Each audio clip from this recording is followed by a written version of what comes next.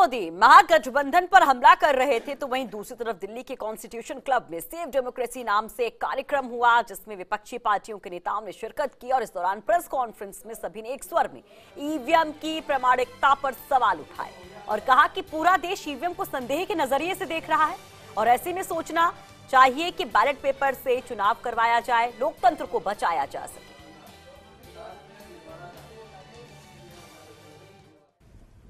इस देश के लोगों को ईवीएम पे भरोसा नहीं है।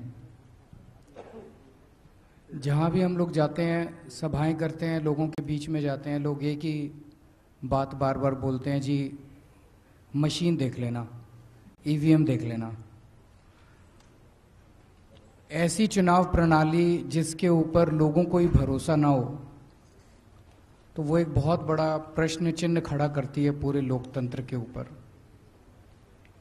आज एक पार्टी को छोड़ के इस देश की सारी पार्टियां और इस देश के लगभग सारे लोग ये डिमांड कर रहे हैं कि मशीनें गड़बड़ हैं, ईवीएम गड़बड़ है।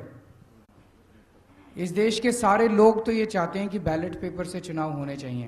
पहली बात, और इन मंच से मैं कहना चाहता हूं कि हमें मतदाता पे विश्वास है, मशीन पे विश्वास नहीं है। क्योंकि जो मतदाता की वोट करने जाता है, किसको वोट कर रहा है वो तो उसको मालूम है, लेकिन जब वोट काउंट होता है तो उसको मालूम नहीं कहां हो रहा है। दोनों पहलू ट्रांसपेरेंट होने चाहिए। पहली बात यह, मतदाता पे विश्वास, मशीन पे विश्वास नहीं। दूसरी बात, लोकतंत्र का मतलब क्या है कि जो मतदाता जिसको वोट करने जाता है उसी को वोट मिलना चाहिए।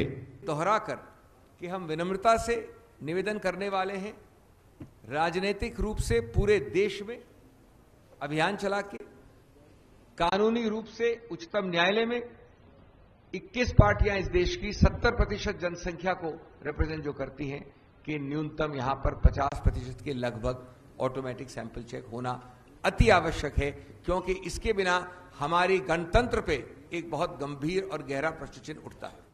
और चलिए बात करते